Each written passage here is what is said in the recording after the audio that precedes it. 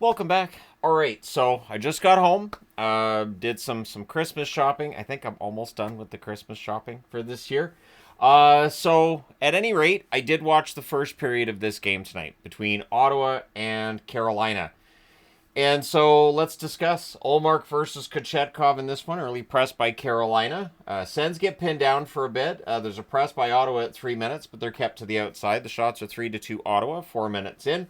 Burns has a rush chance that's held. Stahl then has a rush chance that's saved. The rebound's held as well.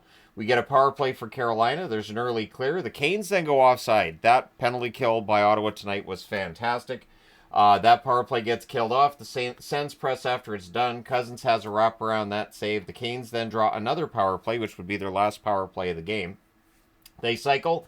Much better setup. Gostisbehere is a one-timer that's held. Back-to-back clears then, and it's killed off. Another good penalty kill by the Ottawa Senators. The shots were 7-6 for the Canes with 5.5 minutes left. They had a few more shots before the end of the first period, but there was no score after the first. And then we got in the car and we left. So second period, on a failed clear, Shane Pinto opens the scoring for Ottawa. Amadio and Jensen with the assists at 4:04. Quiets down the crowd quite a bit. I watched the recap on the NHL.com page, and I've had people say, why don't you just do that with the other reviews? Because the recaps tend to be 3 or 4 minutes each, and that's a long time. And then my recaps and reviews take 3 or 4 minutes each game. It'd be Thursday by the time I'm done reviewing Tuesday's games. Anyways, in the third period, Nick Jensen. So I talked about him in the video on a player from each team that's having an under-the-radar, very good season. It's nice to see Jensen being rewarded with some points here. Jensen scores from Cousins at 14:45 of the third period. And that was right after the end of a power play for the Ottawa Senators. So the power play officially didn't score there, but after it's done, they do get the goal. Carolina pulls the goalie, as you have to, and at 19:13, Pinto hits the empty net. Cousins and Amadio with the assist. I'm sorry, I forgot. And I know somebody's going to say it. Somebody's going to say it in the comments, and they're going to be like, stupid hockey guy. You totally forgot the Tony the Tiger. No, I may have forgotten the Tony the Tiger magnet initially. But there it is. There it is right there. So, the final score is 3-0 in favor of the Ottawa Senators. Yeah, they go into Carolina, they win 3-0. This is one of those things where I'm very impressed with Ottawa. I was impressed with them after the first period, even though they were outshot 10-6.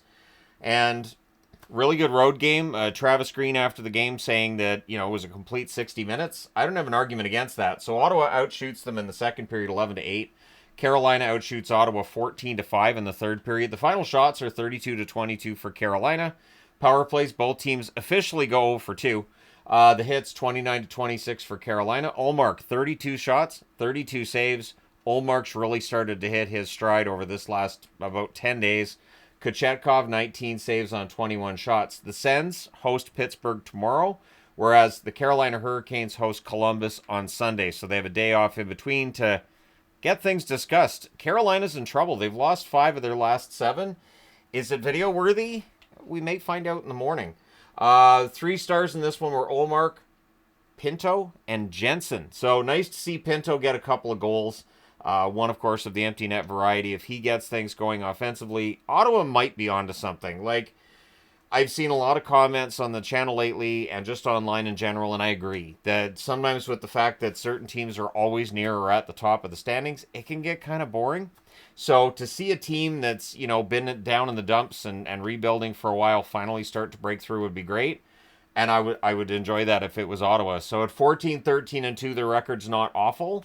And if they can go on a bit of a run, and tomorrow night they're at home against Pittsburgh, that is a winnable game. After winning in Carolina, that should give them some confidence. We shall see. Carolina, though, there are definitely some issues going on there. Is it video worthy? We'll see. Again, we'll see. Tomorrow, of course, there's 15 games on. It's hockey all day. I'm going to do my best to get other content done as well. I did make up a list of the goal songs or goal horns, and because I've seen that question again of which goal horns does he like, which means goal songs. But at any rate, I may very well be doing that video tomorrow morning. It's just about finding time during the day to get those videos done while the games are going on. I will be reviewing the first 4 games as its own video, and then the other 11 games later on in the night. So there you go. Thank you guys so much for all your support. It's greatly appreciated. I did have one subscriber come over and ask for a selfie when I got to the mall today, and that was great. So, as I've always said to people, you see me out in public, whether I'm standing around and looking bored or whatever's going on, or smacking my wife on the backside, whatever's going on, and admittedly, I am very flirty, and so she. We're very flirty with each other. It throws people off, I think, when married people really like each other. Anyways, there you go. Thank you guys for all your support. Hit like and subscribe if you haven't done so already. I mean, I do kind of wish I'd seen this whole game, because really, it sounds like Ottawa played a great second and third period after what was a very impressive first period, and maybe the Sens are finally getting it together. Let me know your thoughts. Thank you guys so much for all your support as always. I will talk to you again soon.